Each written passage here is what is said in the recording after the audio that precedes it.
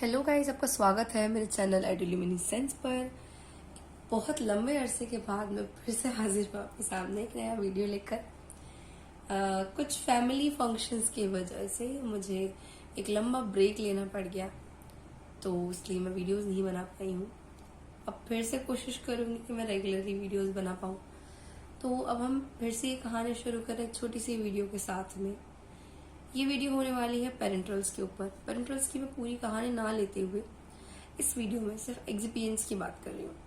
अगर आपको ये पसंद आता है तो आप मुझे बताइएगा, हम पेरेंटल्स का पूरा कवर कर देंगे टॉपिक। अभी हम सिर्फ बात कर रहे हैं पेरेंटल के एक्सिपिएंट्स की। तो चलिए शुरू कर रहे हैं आज का वीडियो।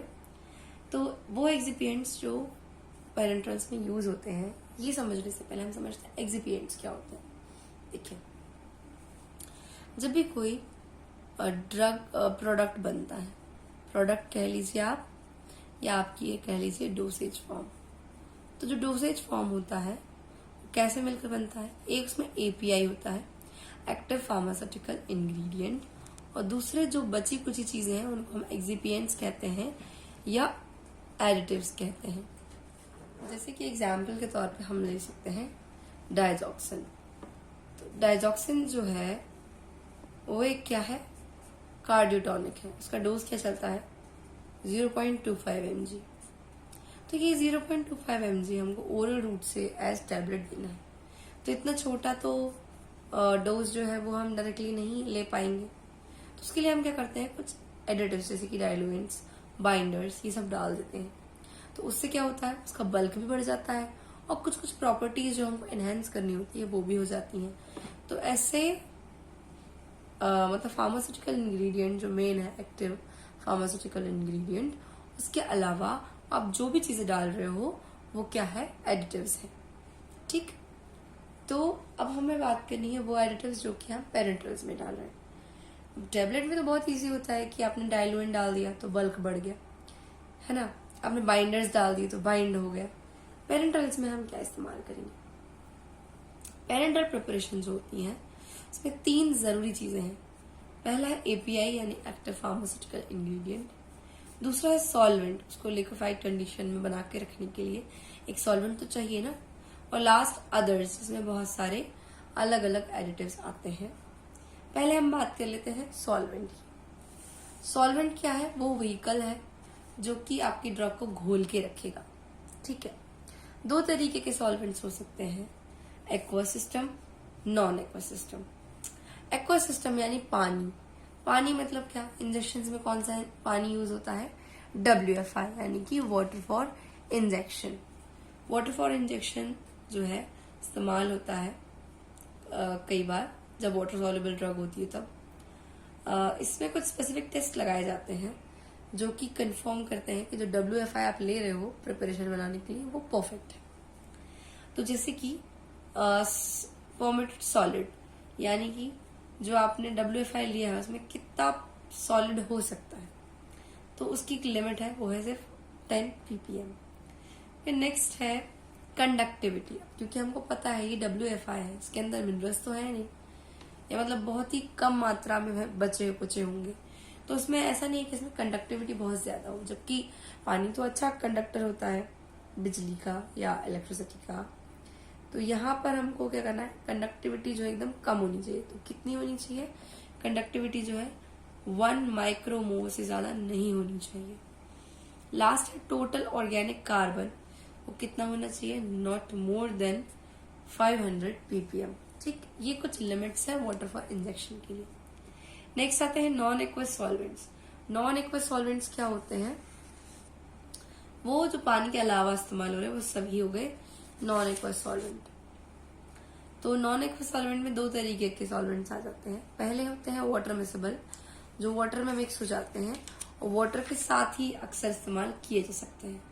फिर नेक्स्ट है वाटर इमिसिबल, जो वाटर में बिल्कुल मिक्स नहीं होने वाले और ना ही हम इनको मिक्स करने वाले। ठीक, तो वाटर मिक्सेबल में कौन कौन से एग्जाम्पल्स आ गए हैं? Dioxolanes, dimethyl acetamide, N beta hydroxyethyl lactamide, butylene glycol, polyethylene glycol 400 and 600 and glycerine. ये सारे क्या हो गए? आपके वाटर मिक्सेबल हो गए। वाटर इमिसिबल के अंदर क्या क्या आ जाता है, फिक्स्ड ऑयल जैसे कि almond oil, castor oil, cotton seed oil, इसके अलावा इडिलाइल ओलिएट और आइसोप्रोपाइल माइस्टेट, बेंजाइल बेंजोएट, ये सारे क्या हो गए, वाटर इमिसिबल हो गए। तो जब जिस तरीके के सॉल्वेंट की आपको जरूरत पड़ेगी तब आपको इस्तेमाल करना है। सॉल्वेंट सिलेक्शन की अगर मैं बात करूं तो सॉल्वेंट सिलेक्शन कैसे किया जाता है, जो भी आपकी ड्रग है, ड्रग के हिसाब से आपको सॉल्वेंट का सिलेक्शन करना है, ठीक है। लेकिन कभी कभी ऐसा होता है कि सॉल्वेंट तो आपने सेलेक्ट कर लिया पर वो सॉल्वेंट आपकी बॉडी के लिए ठीक नहीं है। जैसे कि एग्जाम्पल के तौर पे टेस्टोस्टेरोन की बात करते हैं। टेस्टोस्टेरोन के लिए बेस्ट सॉल्वेंट होता है ईथर। लेकिन ईथर के साथ क्या दिक्कत है कि वो आपकी बॉडी के लिए एक इरिटेंट का काम कर रहा है, ठीक है। तो उसकी वजह से क्या होगा, बॉडी टिश्यूज जो है वो इरिटेट होंगे, ये एक इरिटेंट है, तो बॉडी टिश्यूज जो है वो इरिटेट होंगे। तो आप इसको एज सच तो इस्तेमाल नहीं कर सकते। तो आप क्या करोगे, यहाँ पर क्या किया जाता है, इसमें कुछ और चीजों का एडिशन किया जाता है। अब इसी तरह हम डाइजॉक्सिन का एग्जांपल लेते हैं। डाइजॉक्सिन जो है उसको कैसे सॉल्युबलाइज किया जाता है, 40% इथेनॉल एंड वाटर।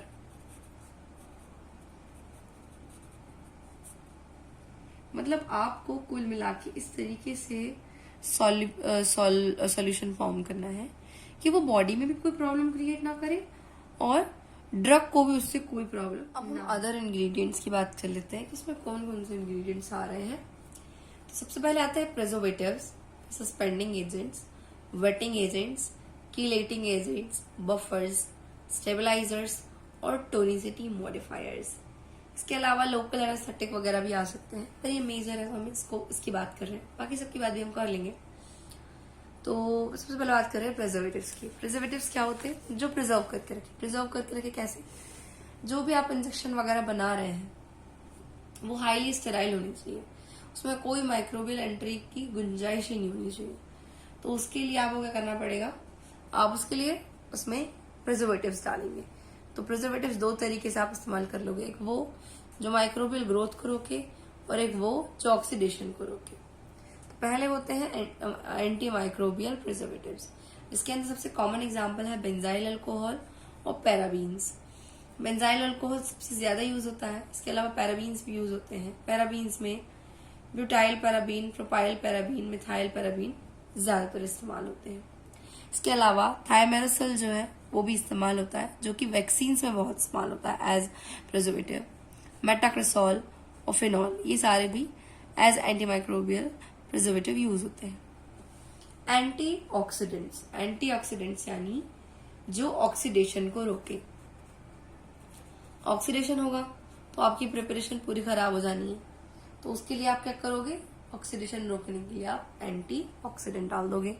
एंटीऑक्सीडेंट 4 तरीके के होते हैं, उनके काम करने के तरीके के हिसाब से वो अलग अलग है। जैसे कि सबसे पहले है रिड्यूसिंग एजेंट्स। रिड्यूसिंग एजेंट्स यानी जो क्या करेंगे, ये खुद ही ऑक्सीडाइज हो जाएंगे, तो जो प्रोडक्ट है उसका ऑक्सीडेशन रोक लेंगे, ठीक है। जैसे कि ascorbic acid, sodium bisulphide, sodium metabisulphide, ये कौन हो गए, रिड्यूसिंग एजेंट्स हो गए। नेक्स्ट होते हैं ब्लॉकिंग एजेंट्स, यानी जो क्या करेंगे, ये ऑक्सीडेटिव चेन रिएक्शन को ब्लॉक कर देंगे। जैसे कि एस्कॉर्बिक एसिड ईस्टर्स, BHT मतलब क्या, ब्यूटाइलेटेड हाइड्रोक्सी टोलुइन। फिर नेक्स्ट है टोकोफेरॉल। फिर आते हैं सिनर्जिस्टिक्स। सिनर्जिस्टिक्स में कौन से आते हैं, ascorbic acid, citric acid, tartaric acid. और लास्ट होते हैं कीलेटिंग एजेंट्स जैसे कि EDTA सॉल्ट्स। तो ये हो गए आपके सारे एंटी ऑक्सीडेंट्स। नेक्स्ट जो है वो है सॉल्युबलाइजर्स, वेटिंग एजेंट्स और एमल्सिफायर्स। तो इसमें बहुत सारे इस्तेमाल होते हैं जो मैंने एक साथ ही लिख दिए हैं।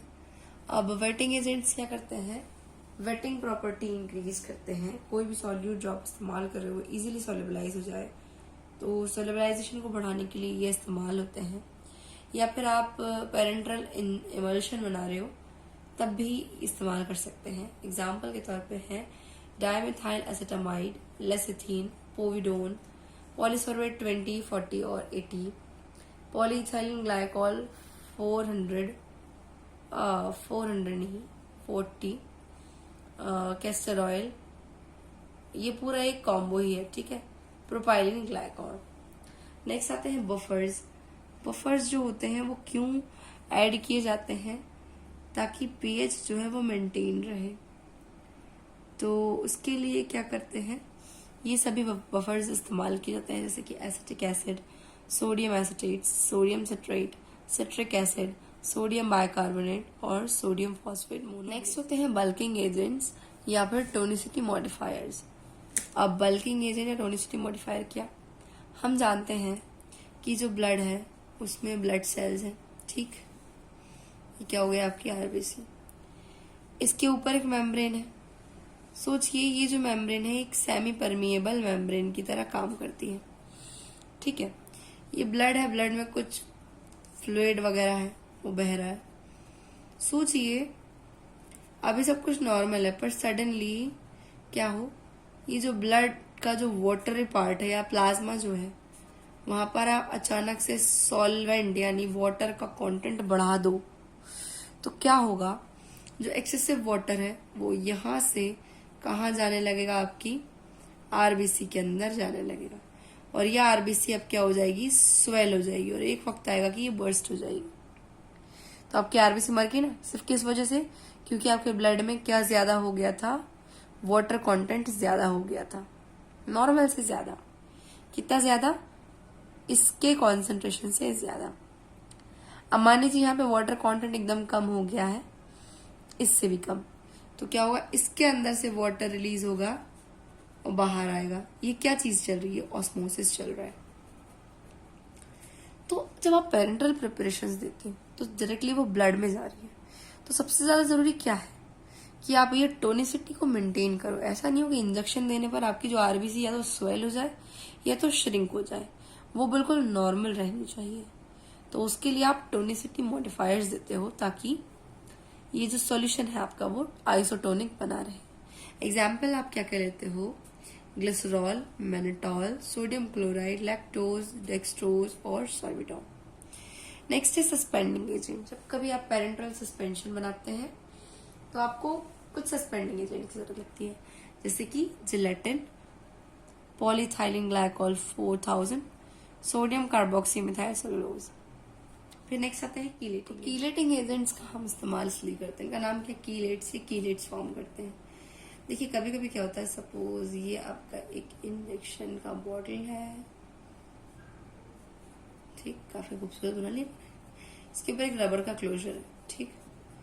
आपकी जो मेडिसिन है उसके अंदर भरी हुई है, तो ये इस रबर के क्लोजर से पॉसिबल ही ऐसी कंडीशंस पॉसिबल है कि हैवी मेटल्स जो है वो